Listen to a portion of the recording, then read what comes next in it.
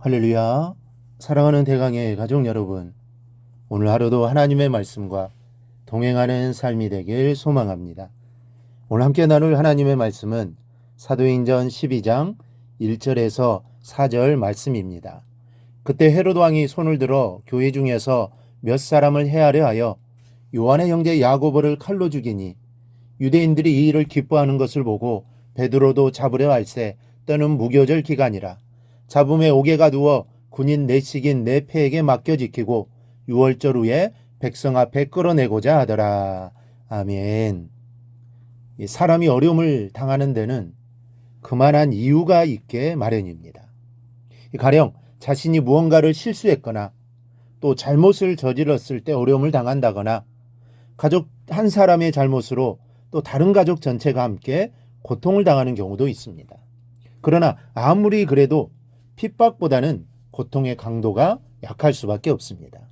왜냐하면 다른 고통들은 대개 고의가 아니지만 핍박은 매우 고의적이고 계획적으로 가해지는 고통이기 때문에 이 당하는 사람의 입장에서 더 억울할 수밖에 없기 때문입니다. 더군다나 그 고의적인 고통에 죽음까지 당한다면 이 얼마나 억울하겠습니까? 하지만 우리가 분명히 알아야 할 것은 성도는 이러한 핍박을 각오하지 않으면 안 된다는 사실입니다. 언제 어느 때 가해질지는 알 수는 없지만 그리스도인은 핍박이 올 때 두려워하지 않을 준비가 되어 있어야 하는 사람들입니다. 오늘은 우리가 언제든지 맞이할 자세를 갖추고 있어야 하는 이 핍박에 관해서 핍박이 가해지게 되는 동기를 본문의 입각에서 함께 살펴보고자 합니다. 그렇다면 핍박의 동기는 무엇입니까? 첫째는 정치적인 야심이 하나의 동기가 됩니다. 이 세베대의 아들이요 예수님의 친척인 요한의 형제 야고보가 죽임을 당했습니다. 이 죽인 사람은 본문에 헤롯 왕이라고 되어 있는데 이 성경에는 여러 명의 헤롯이 있습니다. 그 중에 몇 사람만 언급하면 그 대표적인 사람이 바로 헤롯 대왕으로 예수님 탄생 시 예수님을 죽이려고 한 자가 바로 헤롯 대왕이라는 인물입니다. 다음으로 헤롯 안디바가 있습니다. 누가복음 23장에 보면은 빌라도가 예수를 재판하려고 보냈던 헤롯이 바로 이자요 세례 요한을 죽인 자입니다. 그리고 본문에서 야고보를 죽인 헤롯 아그리빠 1세가 있습니다. 이자는 바로 세례 요한을 죽이고 예수님을 신문했던 헤롯 안디바의 이 조카가 되는 인물입니다. 헤롯 아그리빠는 로마에서 교육을 받았으나 율법과 모든 유대 율례를 지키려고 예를 썼습니다. 그리고 이런 이유로 백성들에게 인기가 있었는데 이런 인기를 유지하고 더 큰 인기를 얻기 위해서 기독교회와 그 지도자들을 핍박하게 하는 과정에서 야고보 사도가 희생당한 것입니다. 우리나라도 이런 경우 때문에 과거 핍박을 당한 경험이 있습니다. 이 대통령이 믿는 종교 때문에 교회가 이축당하는 경우가 있었고 또 직접적인 핍박은 아닐지라도 이 정치인들이 자신들의 지지 기반을 마련할 요양으로 믿음도 없으면서 기독교인 척 하는 경우가 있었습니다. 직장도 그렇습니다.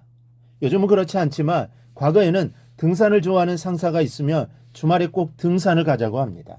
그러면 직장 생활을 유지하기 위해 주일에 등산을 같이 가는 경우가 생기게 됩니다. 바로 이러한 모습도 핍박을 당하는 이 모습 중에 하나입니다. 이렇듯 인간의 야심이 교회를 핍박하는 동기가 됩니다. 그런 의미에서 우리는 어쩌면 핍박을 받는 자가 아니라 핍박을 가하는 자가 될 수도 있다는 사실을 알아야 합니다. 순수하지 못한 신앙의 동기는 모두 우리로 핍박에 대한 가해자가 되게 하는 것입니다. 그러므로 우리는 신앙의 동기를 순수하게 해야 합니다. 어디에 있든지 믿음의 사람답게 살아야 합니다. 믿음의 사람답게 행동해야 합니다. 그래야 세상을 사람을 핍박하지 않는 모습으로 우리가 서게 되는 것입니다. 둘째, 악한 욕심이 핍박의 원인 중 하나입니다. 본문 2, 3절을 보면 요한의 형제 야고보를 칼로 죽이니 유대인들이 이 일을 기뻐하는 것을 보고 베드로도 잠음에 때는 무교절 기간이라 합니다. 야고보를 죽였는데 유대인들이 좋아하는 겁니다. 인기가 더 올라갔습니다. 더 올라가고 싶습니다. 그래서 내킨 김에 이번엔 아예 베드로까지 잡아들였습니다. 자신의 인기를 더 올려보고자 욕심에서 나온 발상입니다. 여러분, 이 사악한 욕심을 가진 자들 때문에 얼마나 많은 사람들이 고통을 받습니까? 좀 더 많이 가지려 하고 좀 더 높은 자리에 가려고 하는 자들 때문에 세상이 힘든 것입니다. 오만 사람들이 그 희생이 되어 고통당하고 신음을 합니다. 그런데 이 모든 것이 욕심 때문입니다. 욕심이 사람을 힘들게 합니다. 그런데 욕심에는 좋은 욕심이 있고 또 나쁜 욕심이 있습니다. 나쁜 욕심은 다른 사람을 누르고 자신의 것을 채우는 것입니다. 이런 욕심을 그리스도인들은 절대로 가져서는 안 됩니다. 그런데 좋은 욕심도 있습니다. 하나님께 예배하는 것, 기도하는 것, 봉사하는 것, 헌신하는 것 등입니다. 이러한 욕심은 많으면 많을수록 좋습니다. 또한 나를 희생하여 다른 사람을 살리고자 하는 욕심도 많을수록 좋습니다. 그런데 이런 욕심보다는 다른 사람을 누르고 자신이 올라가기를 바라는 욕심이 더 많습니다. 그리고 다른 사람을 이용하려는 욕심이 더 많습니다. 교회도 예외가 아닙니다.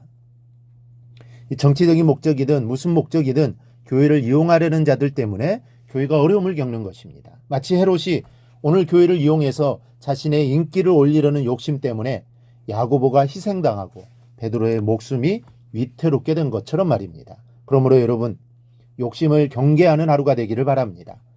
욕심이 잉태한 즉 죄를 낳고 죄가 장성한 즉 사망을 낳는다고 있습니다. 욕심이 모든 문제의 출발점입니다. 우리는 그 욕심을 버려야 합니다. 하나님이 내가 필요한 것들을 채워주심을 확신하며 살아야 합니다. 그래야 죄를 짓지 않는 것입니다. 그러므로 오늘 하루도 하나님 편에 서서 하루를 시작하고 마감하는 여러분이 될 수 있기를 바랍니다. 그리하여 오늘 하루 하나님의 뜻대로 살아가는 삶이 꼭 되기를 주님의 이름으로 축원합니다. 오늘 묵상한 말씀을 굳게 잡고 삶으로 실천하며 살아내는 대강의 모든 성도들이 되기를 축복합니다.